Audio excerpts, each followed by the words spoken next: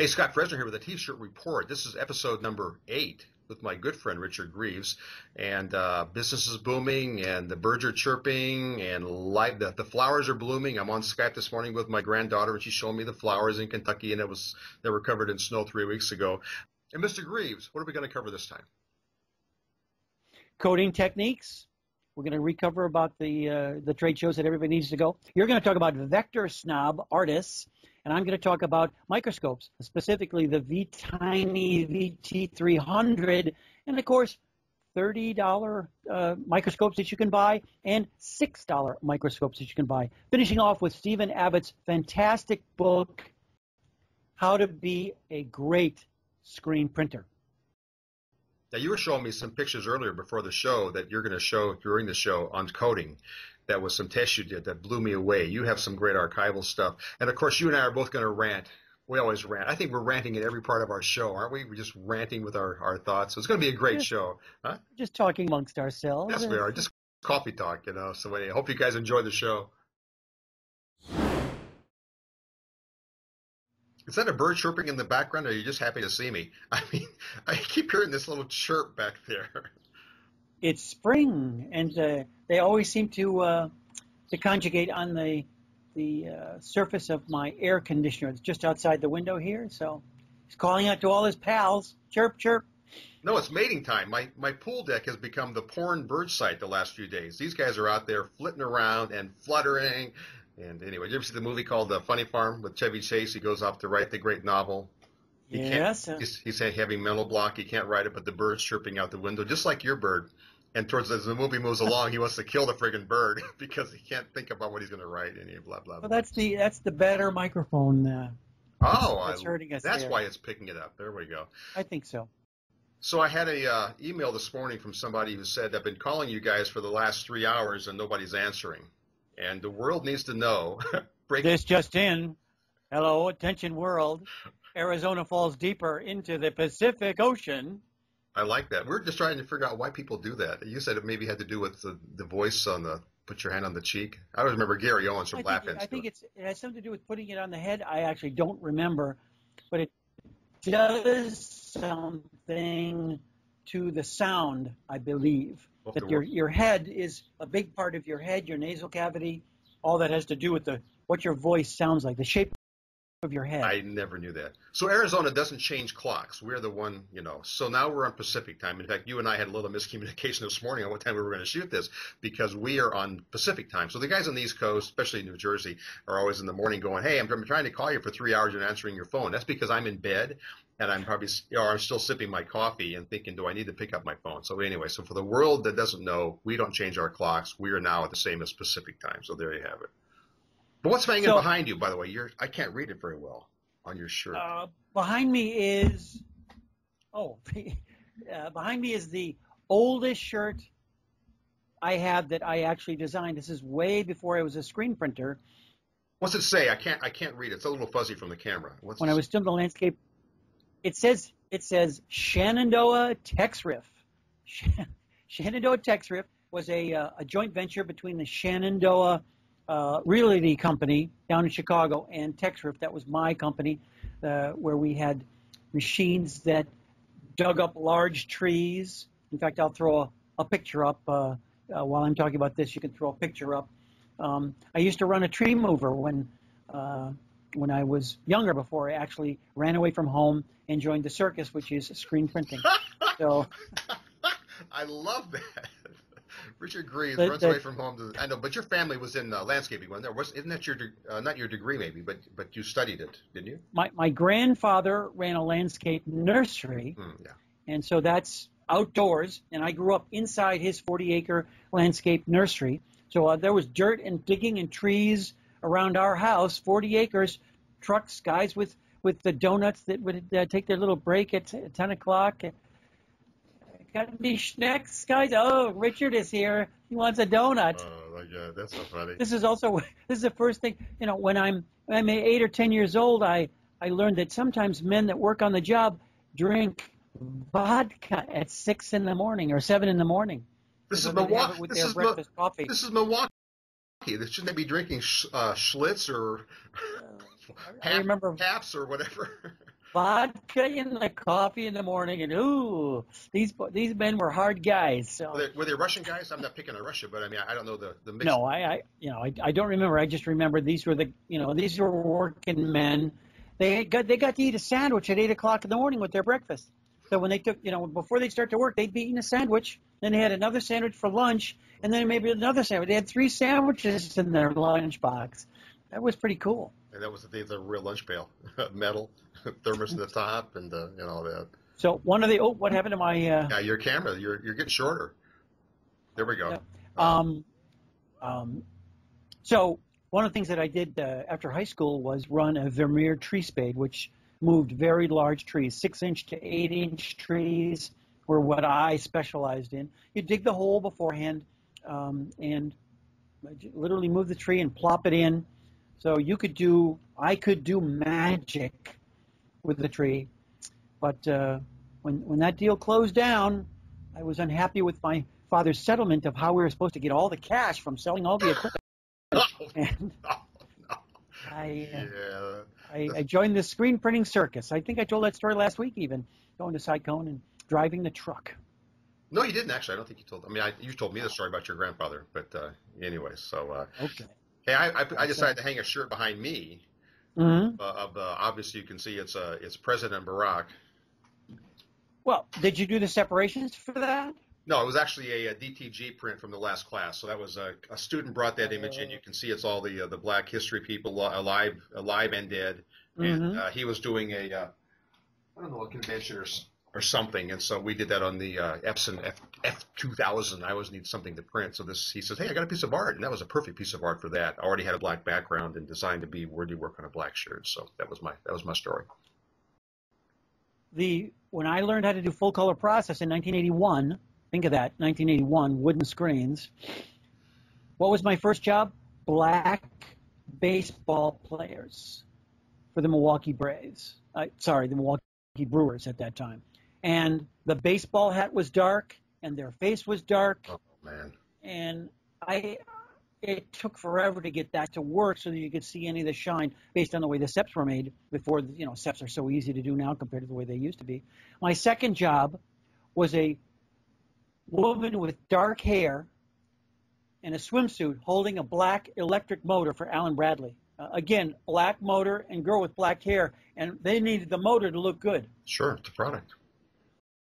All the shadow detail goes. We used to show dogs, and we had black labs, and you took a picture of a black lab, and we put some of them on shirts, and all you see is the nose and the eyes, and it's all gone. The rest of it's black. Yeah, difficult. I think that was before you were doing. We doing 2 blacks back then, though, because now it's real common to do 2 black screens. I'm just curious. Back in '81, had anybody thought about doing 2 black plates? Well, I'm sure that I was, but I'd also. This is how I learned about poster separation, in which I tried to do it with 4 blacks to try and get some different tonal separation, because really there wasn't a lot of color. There was a blue cap and a baseball player, and I said, what about tonal separation? And they said, what, were you reading another one of those books, Richard? Every time they give me that crap back, yeah, I was reading a book, and it's a better way to do it. So tonal separation would be how I would still do it today. And then it would have looked better. It would have looked better than full color process. Yes. Trying to get black skin color out of cyan. Oh, you have to. You got to do the charcoals, and of course you told them back then what screen angles you wanted. They go, those will never work.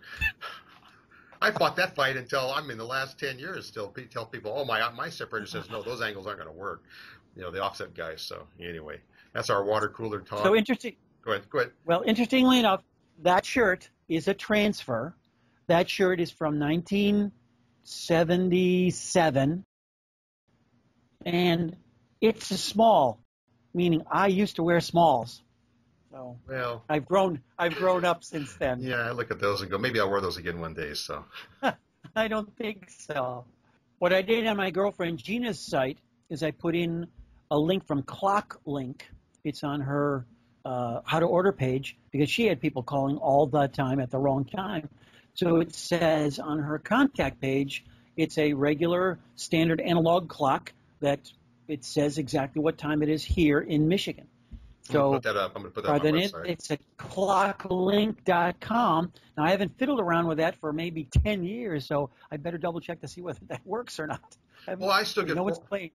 I still get foreigners. I had a guy that tried to Skype me 2 weeks ago, and he was like, hello, hello, hello. I've been trying to Skype you all night. Well, I was in bed. He was Skyping me at midnight, and I don't think people are aware. And you know what? As I live in Bowling Green in the summer, I find myself not totally aware of what time it is on the East Coast and West Coast. I can see that we're sensitive because when we live in Arizona, but if you live somewhere else, you're not quite as sensitive to what time it is somewhere else. So Well, put it on your contact page.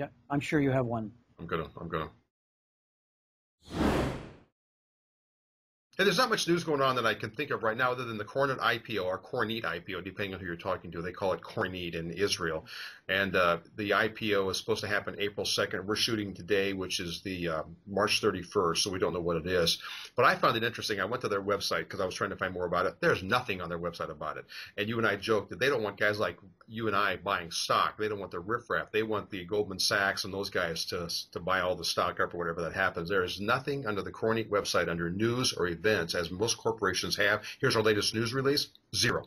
But you type in Kornit IPO and you get Barclays and all the different news sites, business sites that talk about the IPO. So that was all. I just thought it was interesting. Why wouldn't you put on, maybe you don't want your customers to know you're trying to raise a lot of money. I don't know. So anyway, that was all. They don't want that riffraff buying stock. Yeah, we're not going to get that stuff at 13. Maybe we'll get some at 9. In my own news from Yolano Kiwo, they're going to introduce an emulsion that I developed probably, 8 or 9 years ago with Paul Drago. It's a dual style, not dual cure, not a hybrid, but it's a hybrid of sorts. It's a hybrid emulsion that is a combination of diazo-based and photopolymer-based. And what it's really designed to do is to be able to combine solid bold lettering and halftones all in one emulsion. It's called Swirly Do, and they're introducing it next Tuesday. Swirly Do. You said that right. Swirly Do. Yes, Swirly Do. I don't think of Yolano as coming up with funny, fancy names. I don't know why. I think of Franmar as coming up with fancy names like Beanie Do, but not, I don't know, maybe Swirly doesn't sound like a Yolano thing. But Paul Drago invented it, thus, he got to actually name it. I'm sure that in post you will have put up pictures of the coatings that we did in experiments, and contact your Yolano dealer. I'm impressed. There's a need for that, obviously. Okay, Swirly Do, the hot new thing. You can lick it, you can bathe in it, and you can whatever. Hey, in the world of screen making, whether it be Mark Coudray or Lon or anybody you talk to, everybody's got their favorite coating technique, and you'll read articles 1/2, 2/1. Is that one on the bottom or one on the inside, or is it 2 on the bottom, 3 on the inside? Do the sharp edge, do the round edge, blah blah blah. And I know that you, being a real screen making expert and emulsion guy, you probably have your technique. And my guess is somewhere along your past you've done some tests and probably done it the right way, as opposed to guys like me who go, okay, 1/2, that worked pretty good. It burned the halftone dot. I'm a happy guy. But I'm guessing you have more information on that. But what I don't like is when people are giving advice, whether it is Mark Coudray, a guy I bow down to, or Michel Caza, or any of the emulsion companies, when they tell you 1/2 or 2/2, whatever that combination is, they're not really telling you what you need to do. It's like somebody asking you, Scott, what kind of salad dressing do you like? Or saying, Scott, what salad dressing should I order at the restaurant? And you say, ranch. And I go, okay, I'll go. That's what Scott said. I should buy ranch. So telling me across the country that I should do a 1/2 on what particular match, with what particular emulsion, with how you're coating, the speed, whether you were drunk last night, is it the thin lip of the coater or the thick lip of the coater? Let me take you through some pictures and let me describe how I want you to do some experiments. And every screen maker in the universe needs to do these experiments. There's no getting away from it. And you'll choose in your own place. Don't let anybody else tell you what you should do. Here's what you need to do for an experiment. Here, for example, is the world's least expensive coating station. It's an old bookcase that I picked up used, a simple coater. But notice that I've got a piece of 2x4 or a piece of 2x2 bolted into the wall, and all I do is I shove the screen up against it, and now the screen is held in place. You don't have to hold the screen with only one hand. The biggest problem that I've seen is people that are in a hurry, or people that think that they can hold the screen with one hand and hold a coder with the other hand because they, for whatever reason they do it. I love this setup. You can control how you're coding by using two hands. This is your coder. Most coders have two different lips. So you get the thin lip that's literally sharp, but I want you to always use the rounded lip. And I'll explain this a little further on. There's another picture of the rounded lip, and there's a picture of the sharp lip. Sharp almost as a butter knife. On the experiment that I did, here Paul Drago's actually doing the work, but we took a small coder and we coded what I call a manual step.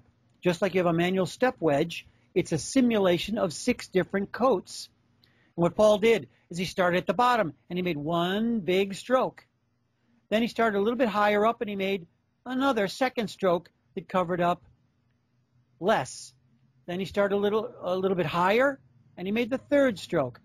Notice how I've marked with masking tape on the side of the frame what coat it is. And so you have the equivalent or the actual 6 different individual coats. Notice how we always start on the bottom of the screen. Now, one of my great jokes is, why do we coat on the bottom side? Because the mesh has holes in it. So how does it do you any good to coat something? You are not coating something like you're buttering bread or putting butter on a waffle. Because the mesh has holes through it, the emulsion ends up on the other side. Now think of this. If you do not get the emulsion to come through on the other side, and you do start to coat on the other side, you trap air in between the two coatings. Think about that. You turn the screen around and you coat on the inside of the screen, and now you'll have a completely different style of screen. Here's what that screen actually looked like. This is not in the yellow light of the screen room.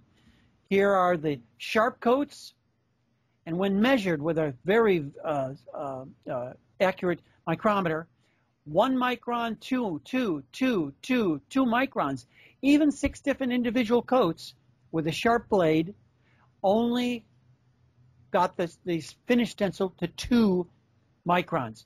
Down below where we have the rounded, 1, the first coat is exactly the same, 2, exactly the same, but now on the third, 4 microns, then 7 microns, then 12 microns, and then 16 microns. All done on one side. All done on the outside, the bottom. All done on one side so that the emulsion pushes through. I believe we could have put 50 coats with a sharp, and it never would have gone through the mesh. It would never have built up on the other side. This is 305 mesh. You can see that number on the up and down screen that I showed a little bit before. Now here's Ed Tony holding up the screen that we made. And notice how glossy it is on the inside. The first step, the second step, the third step, it's just kind of coming through. This is 305 mesh. And it took 4 coats to make the inside glossy. So if someone is telling you 1 and 1, 1 and 2, you have not completely pushed emulsion through the mesh so it gathers up and looks smooth on the inside. This slide shows the inside of a screen that we just finished coating. It should be glossy on the inside. Now you know that when you turn the screen around and you start to push the emulsion back through, when you finish, you know that there won't be any air bubbles trapped in the waffle-like holes if you don't push emulsion all the way through. Okay, so you showed me a great experiment, and you blew me away, by the way, because I've always been a sharp edge coder guy.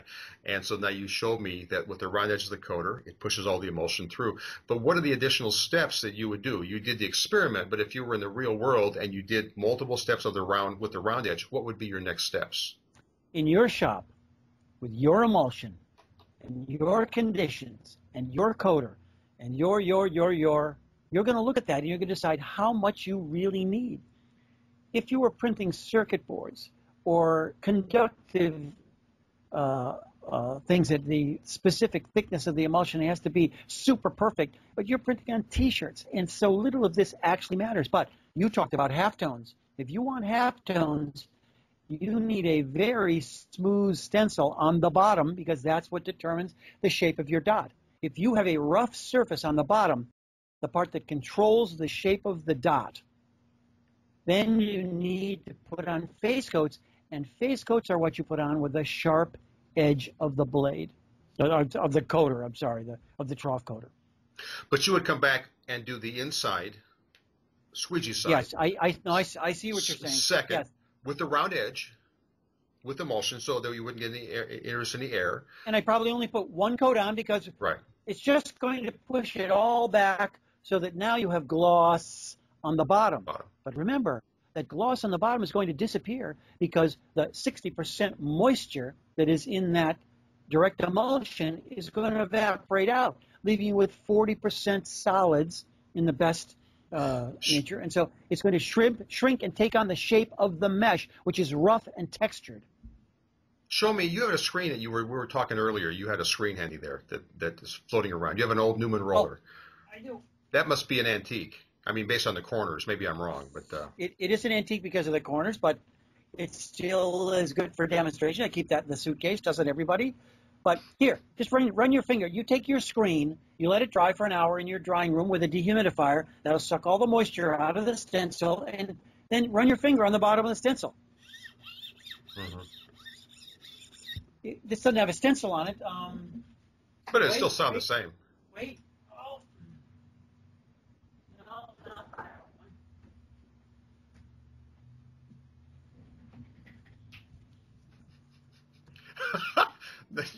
You're not showing me a screen with staple tape. Oh, yeah.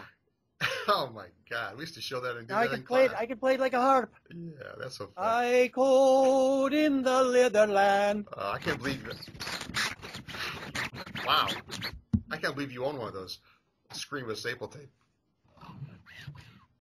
That's good. That's actually kind of rough. I'm looking at that, and it looked kind of rough. But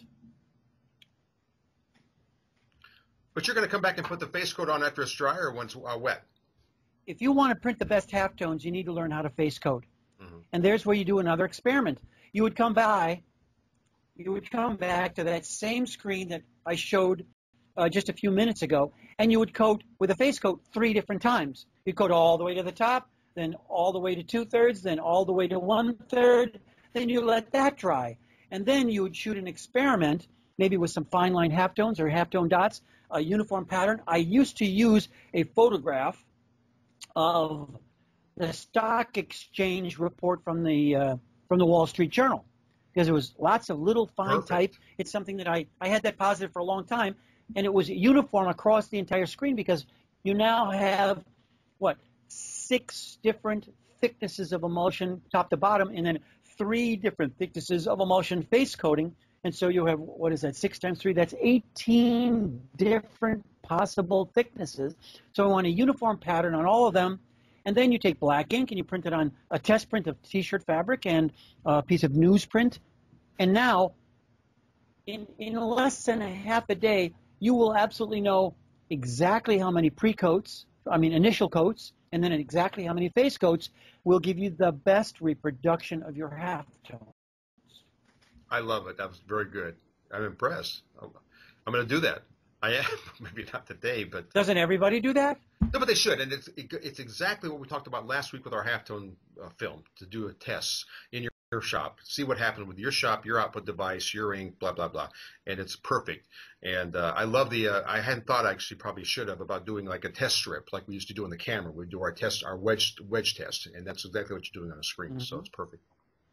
People, it will change their lives if they do this experiment. A screen maker that does this, they will instantly learn so much more if they only just do the 6 coats initially on the bottom of the screen and see how long it takes to get emulsion to come all the way through the mesh and create a gloss on the bottom. On the inside of the screen. when I did a lot of consulting, I would find that shops would not want to experiment because they have production to do. So production, as you know, in some shops, production's everything. We got to print shirts. We don't have time for that testing. Yet, how many times have you been in shops where they're remaking screens, they're redoing this? When if they just would do what you just said and just spend a half a day testing, okay, screw production for that half a day. No, that ain't going to happen in some shops. But anyway, you know what I'm saying? I found it so frustrating to go into a shop and find that they had no desire to learn, but they bring you in as a consultant to help them, you know, but they don't really want to listen to that. To me, this is basic training. So if they're thrown into production without any basic training, I hope we don't have our soldiers overseas being thrown into wars without some basic training. Here's a gun. You pull this little trigger down here. So anyway, good report. Get out there. Yeah. Get out there and save America. Yeah, good topic.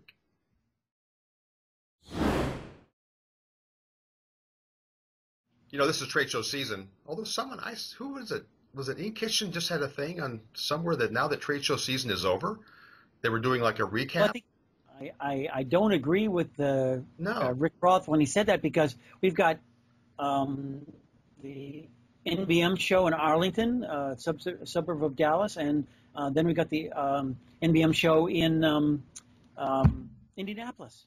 And I think there's a DAX show coming up. Nashville in June. Yeah, there's a DAX show is also in May, Chicago. Yeah. So anyway, those are the shows. We'll put the dates up. We have NBM May 14th to the 16th, Arlington, ISS May 7th to the 9th, Nashville. I don't have the DAX dates in front of me, but I think there's a DAX show in April. I'll put it up on the screen. And then Chicago last week. We mentioned when it was, but I know that it's in the month of May. Yeah. Nashville may be coming up. And then I got my letter. Let's see, you're old enough to remember the draft. You got your letter. Yes. That you're drafted. I got my letter from SGIA 2 days ago saying that they'd accepted one of my seminar topics, which is high-end printing, kind of the secrets of high-end printing, where I don't have to dwell on SEPs. I can dwell on a little bit on SEPs, a little bit on screen making, a little bit on ink usage, a little bit on press setup, a little bit on the shirt, and kind of what I think are the secrets of high-end printing. So they accepted that. Mm-hmm. But I've been lobbying, as you know, for us to let us report and have our show at SGIA and maybe give us a little spot in the lobby. And so anyone who's watching this, if you want to go to the SGIA.org website, and there's probably a contact page there, and send a note. Boy, you would love to see Fresener and Greaves reporting live from the show. Okay. I think it'd be cool. Okay. I think we could do interviews, you know, and I think it'd be great. That's November 4th. 5th and 6th this year. It's not in October, and it's Wednesday, Thursday, Friday in Atlanta at the World Congress Center. Remember, it was always over Halloween. I can't remember how many Halloweens I missed over the years because it was always over Halloween, and it was crazy. The best show they ever had was Halloween in New Orleans. Ooh-wee. That was a fun time. So you have to have a lot of beads, and you know what the beads get you? Well, we won't go there. This is an adult show, but you have to have lots of beads when you're in New Orleans. I got all my beads out from Mardi Gras. You're all set. There was nobody to throw them to.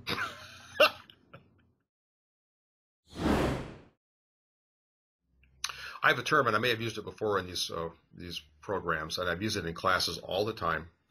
It's called a vector snob. And when I toss this term out at a seminar, at SGIA, or my classes, you can see these guys who have never heard this term before. You can see them light up.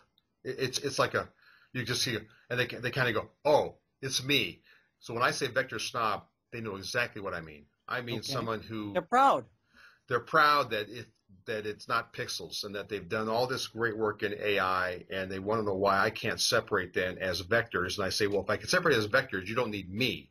I separate in Photoshop, and you go to Walmart, and all that stuff there is all done, maybe built in AI, but it was converted to pixels somewhere in Photoshop. And so in this last class, I had a small group of people for my seminar workshop, and I had the guy picked out before I even said it. I just know. I just know. And so when I say that, I look at these guys, and I know some of you are vector snobs, and this guy just lit up.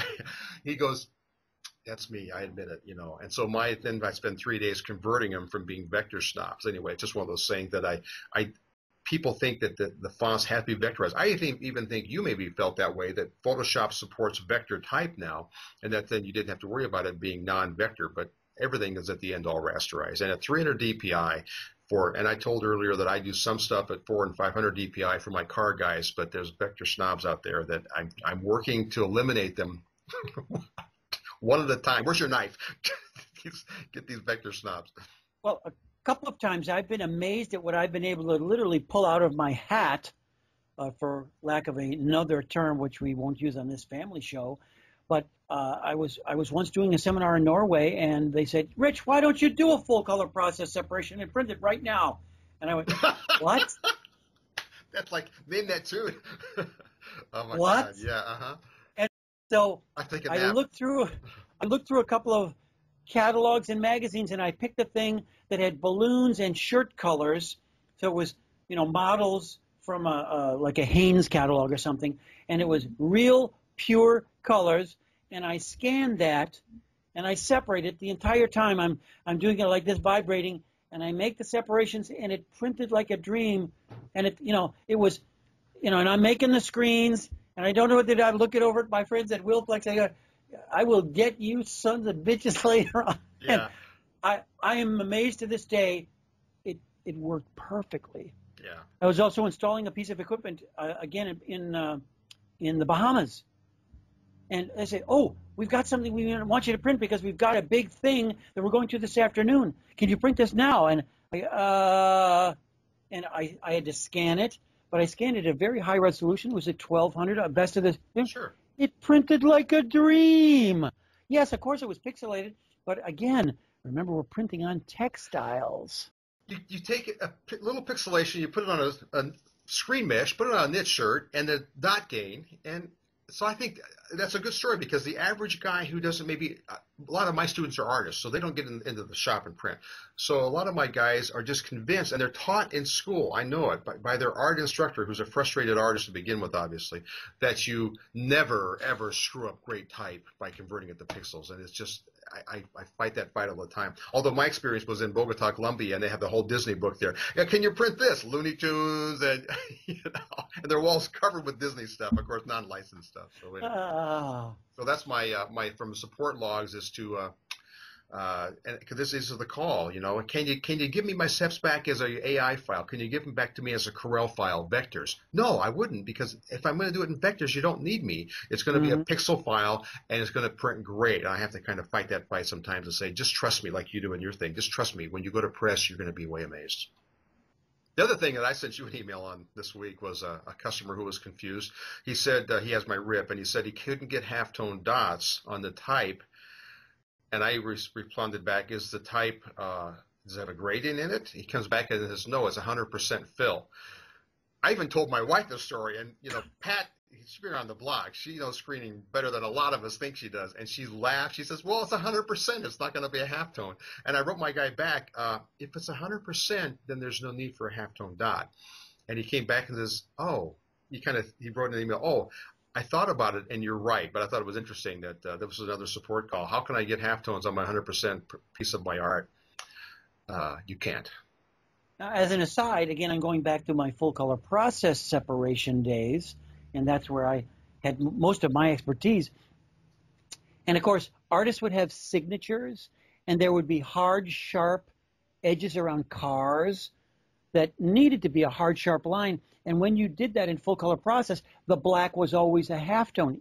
And guys like Fred Clark and Jeff Campos, they would maybe reduce the tonal range, because if it was any shade of a gray, it was always a problem. And so I always used to create a solid photograph, again, using a big camera, where I'd have the signature, and I would strip in the signature and have the girls in the art department actually repaint in areas like car edges or things that needed to be hard, sharp black lines to doctor up the art, because a signature would turn into black pearls, a black string of pearls that needed to be a solid thing for it to look good.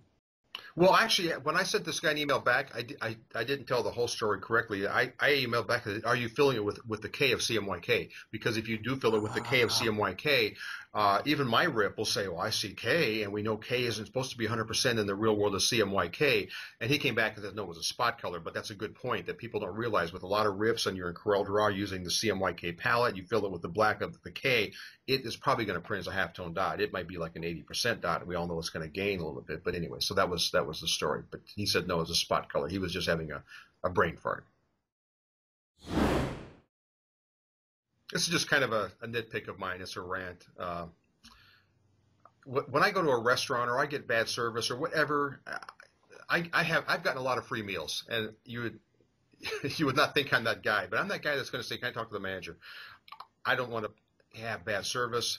And what I find oftentimes is it happened to Mike and I was in Bowling Green last week. We're at a place called Cheddar's, and it's an upscale restaurant. I told Mike I'd buy him a nice dinner for his birthday. My dinner came in piping hot. Michael was stone cold. Michael does not send his food back. Michael worked in food service, and he says, I never send it back. I'm not that bitch. So the waitress asked us, though, when we're done, how was your meal? And Michael said mine was stone cold. Oh, well, you should have told me. What is no? She said, I'll get the manager. He comes over. I'm sorry, we don't normally do it like that, but it's 10:30 at night and the kitchen's slowing down. And my response to that, you know what it is? I don't care. I don't care. I don't care. I did that once with a bunch of employees at a trade show when you got 20 people, and you're paying the big bill, and we all had crappy service, and everybody was shocked that I would be that bold and I would say that to somebody, but I didn't care. The waitress came by, I'm sorry, it's busy, another big party over there, they're real busy, and I said, I don't care. And she was like, I don't care. I expected my food to be on time and be, anyway, so that's my line, whether it be food service or whatever. You must have a similar thing. Well, do they want you to pay full price? I understand, not a problem. By the way, this guy at Cheddar did not offer us anything. I mean, we weren't trying to get a free meal. He didn't say, I'll buy you dessert. He was pretty much, it's slow, it's time to close. We didn't want to do a restaurant before that. We walked up to the door and they were locking it. We locked up. So this you thought that I wanted an explanation. Yeah. I don't care about your problems. Yeah. I cared about my meal. But yeah. I would disagree with Michael. You can't really complain afterwards and say, if I wanted to complain, but I wanted to get out of here too. But the idea that you're serving cold food, I don't know how you explain that away. That's just fail. But I think it has to do also in the t-shirt business where somebody might say, well, the print's a little low, and then you're going to go, well, I have a new press guy, and he doesn't quite understand. They don't care. The print's low. Give them some more shirts. Reprint it. But I think this whole thing, I don't care, equates to any kind of a service or a customer complaint. Hey, last week you showed me a toy. Showed us a toy that was the digital. This is no toy. I'm sorry. Yeah, for $200 or $300. So I went out and found my toy that I've traveled with, as we all travel with, and we've all had, called a loop. And you tell somebody today that you need a loop, and where do they go? A loop, L-O-O-P. We commonly know them as a linen tester. But you told me an interesting story before we started this, that you went to Amazon and out of stock. I've been curious where people would buy one of these today, now that art stores are kind of it's all online now. You used to be able to go to an art store or a camera store. The guy that sold you film for your camera, he obviously had his loops. Anyway. Now, I will put in a few links to things on Amazon that I found. The number one is that I believe everybody should buy a 30-power plastic microscope. I used to buy them at Radio Shack. I've showed them in the past. Radio Shack doesn't sell those anymore, and of course Radio Shack is going out of business, so they're really unreliable now. But everybody's got Amazon, and I've got a link to a $6.99 30-power plastic microscope. If you've got Amazon Prime, it's delivered for free second day. So if you order it here on Tuesday when we're recording, you'll have it on Thursday. Now, a 30-power plastic microscope, everybody should be able to afford a couple of those. But the screen maker and someone on the press, absolutely. 30 power, a lot more than the 6-power loop that I've got here. I like the 6-power loops. There's a 1-inch hole for you to look through. And unfortunately, the smaller ones, Scott, you talked about how you have had some smaller ones. Well, we used to do a thing called the dark shirt kit back in 1992, and we bought a smaller loop from one of those import companies where you buy 1,000, beads. But we bought the loops for $1. It was smaller than this. But I'm not sure everybody knows what this is. We called it. It's known as a linen tester. There's little notch marks here that you can actually count number of threads, and you lay it on top of the screen and you look down through it. So that's it. That looks like the one that I gave away. That's the small one. I can't tell by the video. Well, this is a full 1 inch. Oh, it is. Okay, all right. Here, I've got I've got this one that I haven't even opened up yet. This is probably, see, the one that I showed you there is 30 years old. Yeah. I've literally carried that around the world. This one I'm opening up I got from Lancer. I don't know if Jeff Proctor's got any more of these, but this is not, Is that a 1 inch? This is another 1 inch, but maybe this has got the, well, I opened it up, but it doesn't have the little white marks. See, mine's got in the hole. Marks, but I can't. Here we go. My loop's bigger than yours, or vice versa. I'm aiming at you. But I don't. I find some people don't know what this is. You hold it on you could lay it on a screen, and look down through it, and see a lot of stuff really close up that you're going to go, wow! I had no idea the emulsion shrank like that. Looks like hills and valleys down there. Well, a linen tester is designed so you can count threads in weaving or something like that. So you always need to have the light coming in from this side. Remember that this is a $15 item, but it folds up and it goes in my watch pocket. If you're wearing Levi's, that disappears. Otherwise, it goes in my back pocket. You travel with them. This is always in my briefcase. Like you and I are judges at SGIA Golden Images. You always either have your Radio Shack, 30 power, or your loop, and you're looking at halftone dot. You're looking for an array and looking for print quality, close up, and anyway, it's one of these things you need to have. But I think it's kind of a lost art. I remember that one night I'm going out to dinner with my old girlfriend Colette, and I believe I upset her the last time. We were at a restaurant someplace, and I took out my loop and I was looking at artwork in the lobby. And as we were about to leave, she snuggled up to me. She snuggled up to me, and she took the pen and my notebook out of my upper pocket, and she said, "Let's just you and I go out to dinner tonight." Leave your loop at home. Yes. Oh my God. So it was a quick lesson in date etiquette. Don't piss off the girl. I like that. So the idea being that you put this on some linen and you need to use a pointer of some sort. So I need to come up with something here. I'm going to use a pencil, but imagine something that looks more like a dart. It's got a pointy metal thing, and so that's called a pick tester. And what you do is you lose track. Your eye begins to wander. If you're just looking down and you need to count if this is 60 threads per inch, and this is great because that's 1 inch. Those of you screen makers, you don't know what kind of mesh this is.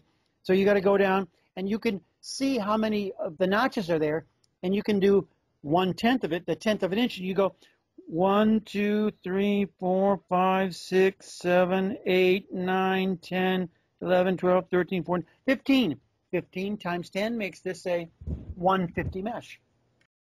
I like that. I'll try and do a close-up of that maybe when I'm in post-production, I'll make a picture. I'll send you a picture before the end of the thing. Quick, don't tell them our secrets. Right. So back to the, I called it a toy earlier, but that's not a toy. Back to your $200 or $300 camera magnifier.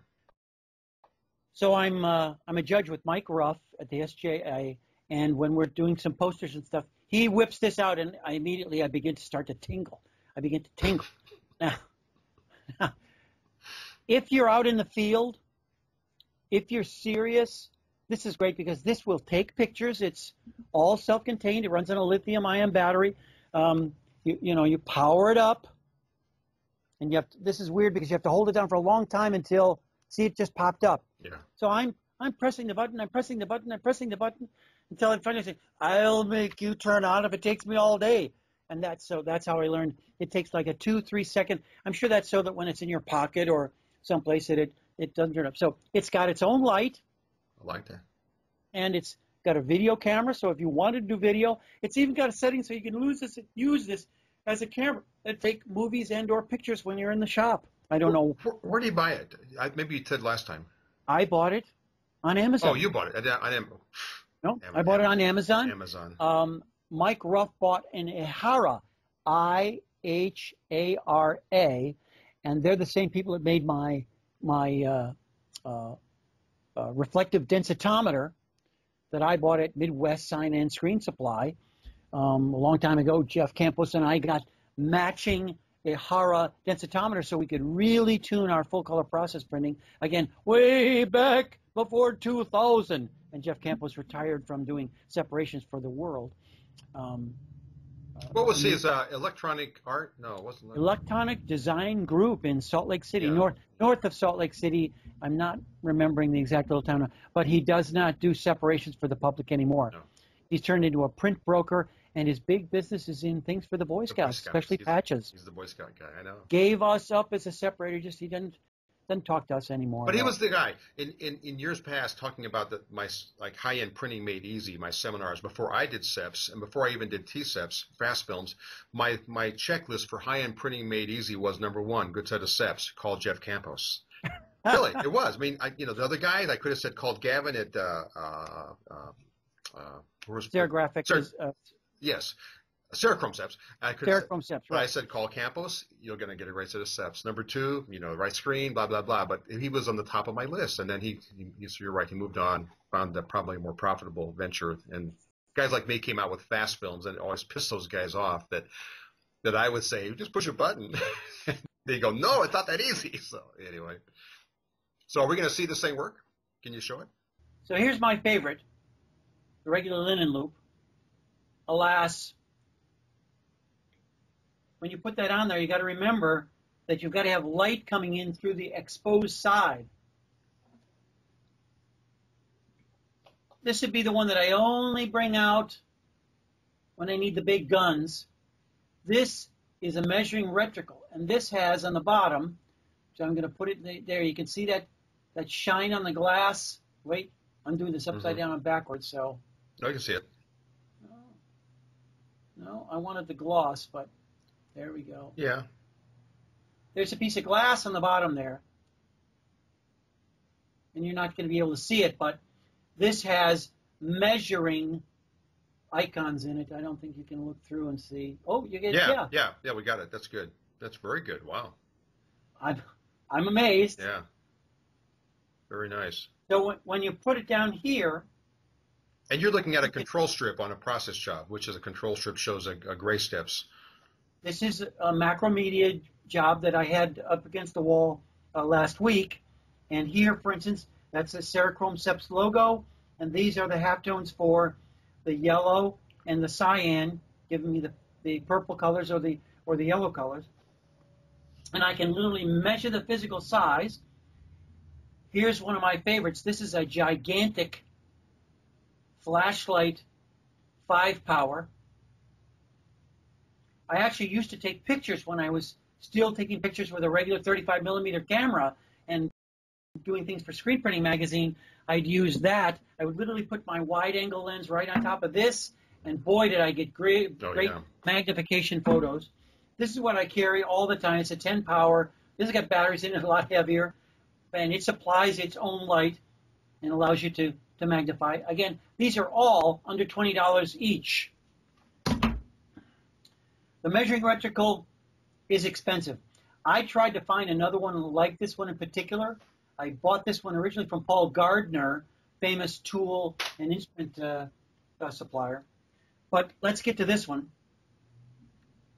I press down on the power button, and 1 1000, 2 1000, 3 1000, 4 1000, and it finally lights up.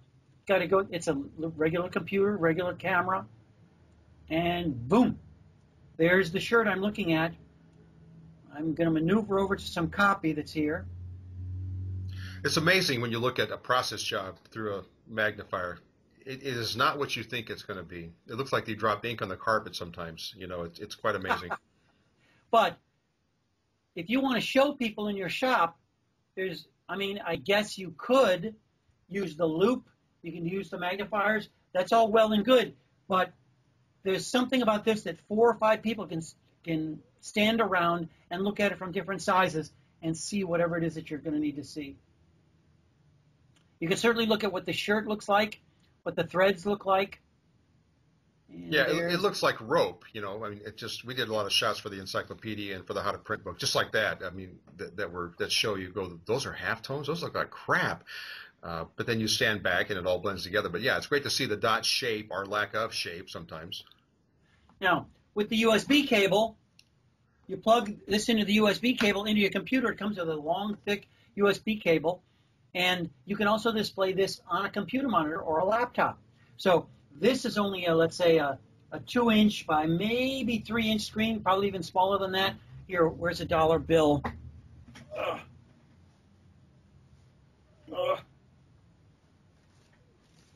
I should have had this ready. Oh, I know you only have hundreds. So there's how small it is. It all fits underneath the dollar bill. So it's less than 6 inches, and it's featherweight. When I put this in my pocket just to see how light it was, it's way lighter than my phone, and it's bigger than my Samsung. So it's small and it's light. I love it. I'm gonna have to get one of those. Now, $250. So you need to think seriously, because I believe everybody needs this. Everybody, you go to the dollar store and you can get this, and you can get a lot of mileage. Hey, stick that on that screen frame you had, even though it was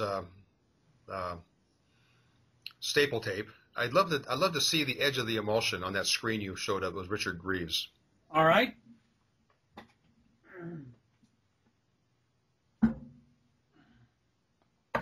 But I think people would be shocked when they look at emulsion close up. It really blows you away how rough it is.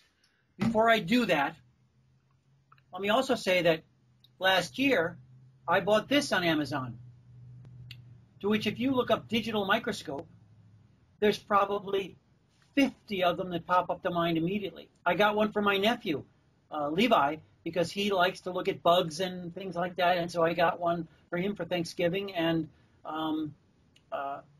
I think this was $40. That's cheap. Yeah, that's great. So, yes, I love the coolness of this, and there are some real benefits to this. But if you have a laptop or a personal computer, you've got to have a personal computer for this. Now, this is not as tunable, shall we say, but this is $35.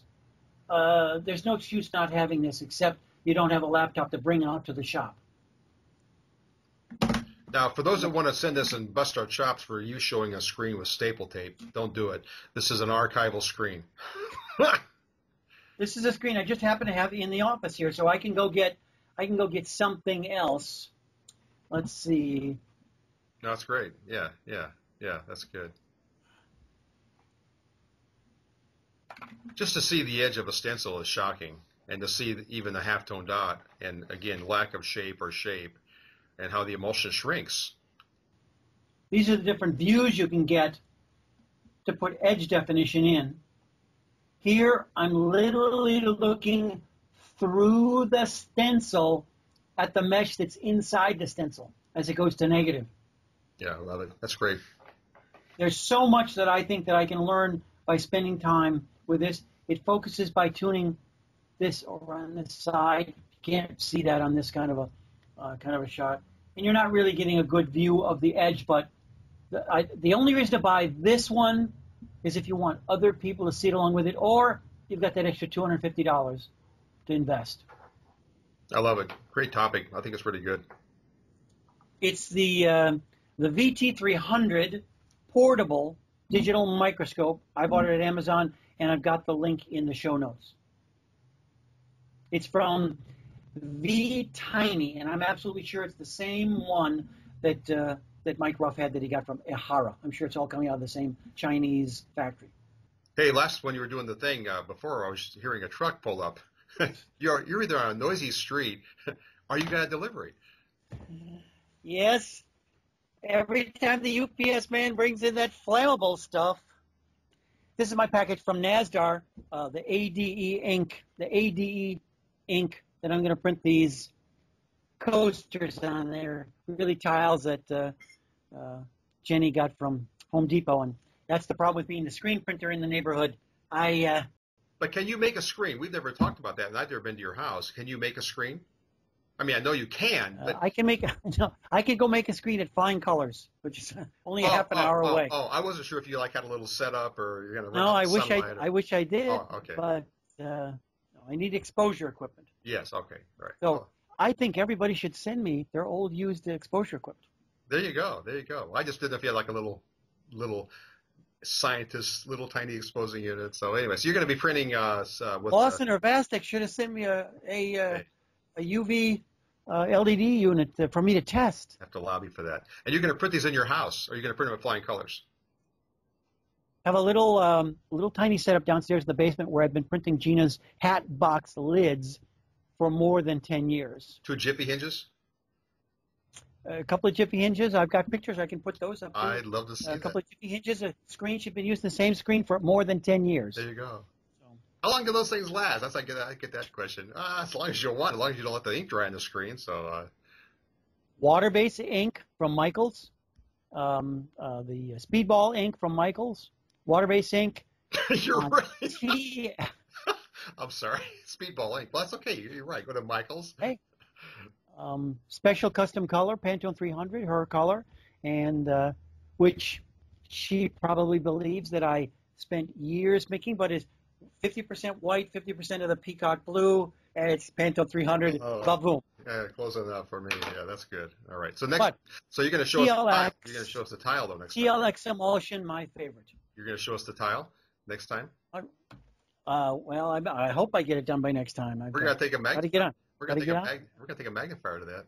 We're going to look at your edge definition, your edge faults. Well, it's durability that's the important part, because Bruce warned me, Bruce Ridge at NASDAR, when I called him to get the final thing, he says, Rich, you're going to need to let that sit for a while before you're, otherwise the coffee cups are going to, the glass is going to scratch it. I said, well, Bruce, can I, I said this tongue in cheek, can I just put it in the oven and bake it for a while? He says, yeah, if you don't want to live in that house anymore. Yeah, that's so funny. All right, well, I'll get the towel report next time.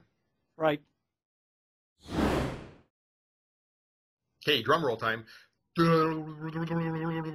is the Greaves Book Club. No, wait. Breaking news. The Greaves Book Club is now going to report. What do you have today for me? The great thing about having to go to the hole in the wall, which is my storage unit, the mystery location, is that I had to go look for stuff this week for planning for my thing down at Greg Kitson's house. And naturally, what did I find? My final 2 copies. They've got a terrific vintage smell about them. Yeah. 2 wrapped in plastic. These are part of the 5 books that I got from Joe Clark when he did it. So I have 2 that are wrapped in plastic. Now, any girls that want to learn about screen printing, you should contact me personally and get your own. I'm going to tell Gina. All right. Well, today's book is, look at that cover. It's a PDF book that you can download. It is the How to Be a Great Screen Printer. I've never seen this. It was edited by Dr. Stephen Abbott, who was working with Autotype at the time. He's the guy that I mentioned earlier in the seminar, and I'm not in the seminar, in this netcast. He did it with, I've got a quick look, with Tricia Church, my old friend David Parker, and Anna Davis from Autotype. In 2008, they created this book. It's been sort of an underground classic because I was always prowling Autotype. I knew about it right away. I downloaded it right away, and it is a terrific book. It's a terrific book. It's definitely written not for the textile printer. It's written for the full color process or someone printing on plastic, an industrial printer. That's Dr. Abbott's main purpose in life, is in a world way above ours. But that doesn't mean that his insights can't be used. But there is one point, of course. When I was at Ulano and I'm reading this, it had nothing to do with when I was at Ulano, but I'm reading just the opening of the book. And here's where Dr. Abbott is talking about how he was discussing with his friend Phil Caskell for years about, how screen printing actually works. And he describes the fact, again, that the mesh pulls itself out of the ink film, with something that you've heard me repeatedly describe. And he discussed this with his friend, and here he writes that it turns out Phil was not the first to think of this idea. We later found out that the great German screen expert, Professor Dr. Messerschmidt, had come up with the thought many years earlier. It is unfortunate for the industry that his insight was never fully followed through on. God. We dropped the ball. He's getting my sternest look. Mm-hmm. No. Mr. Newman and me, taught by Mr. Newman, and me, taught by Mr. Messerschmidt, Dr. Messerschmidt. The time I spent with him were like gold, as it was with talking with all master experts when I was learning about screen printing. I immediately wrote right here in the book, what? Never followed through? And I referred, for instance, to my t-seps speeches in 1984. Oh, yeah, mid-'80s. Yeah. Which I wrote down, and so I take umbrage to that. But you still recommend the book. You still recommend the book. I still recommend this book because literally mine is marked up with the yellow markers, and the principles are absolutely terrific. Now, again, is it free? Is it a download? Do you have it? Absolutely free. Absolutely free. You can get it from the McDermott website. Okay. I always want to say Autotype because that's always going to be its name. The McDermott is silent to me, but it's the McDermott website. But Dr. Abbott has his own website. It's www.stephenabbott.co.uk, but you can't find it by just looking through the website. I prowled through his entire website because I know that it was there. Yeah, I've got the link to his website, and I'll have the link to the McDermott website where you can download it. It's absolutely free. Download it, print it out. I put it in the little banker-style binder, put it in the 3-ring binder, but pass it out to everyone who wants to learn about screen printing. Heartily, heartily recommended. A great work. And it goes along with the Autotype catalogs that, they're not really catalogs. Oh, I wasn't prepared for this either. There we go. Stencil techniques. These two books, the newer version and the illustrated version, I think this is 1995, and this is probably 2000, or it's even earlier than that. Those are two here. I'll go back a little bit further there. These books, worth their weight in gold. If you ask your Autotype salesman if you can get you one, and they can't, I know a guy who might have a PDF of this. It's going to be like on your, like a MBA, it'd be Richard Greaves PDF. No kidding. If I have PDFs of both of those books, and I know for a fact that Autotype don't have them and don't have any planning. But this just also leads me into on Google Plus, Screen Direct is one of the contributors, and that is Autotype. And their posts are terrific. They're modern, they're colorful. Screen Direct on Google Plus, and I'm trying to remember the name of the on one of the big social media websites. I apologize for not knowing it right off the top of my head. I promise those links will be in the show notes once it's produced by Scott, and I can put my show notes into the actual script. Well worth downloading and studying. Again, if you need help, I know where to find information. Hey, that's our show. Hope you enjoyed it. I think there's a lot of meat in this show. This is one of our shows that I think we spent a lot of time with the meaty topics, lots of visuals, lots of screen grabs and stuff. And Richard, I enjoyed talking with you as usual. I'm going to see you in a couple months at the ISS show. If we can find hotel rooms, again, you may be staying at the Bowling Green Fresener Palace. I say that loosely. So anyway, it was a good show. Great talking to you. I am kind of disappointed we're not getting more letters. Of course, when I wrote for Screen Printing Magazine and Printware, we got very, very few letters. So we're not really going to talk about stuff that you want us to talk about if you don't tell us what you want. All right. So write in. Our email addresses are coming up. Thanks, guys. Bye-bye.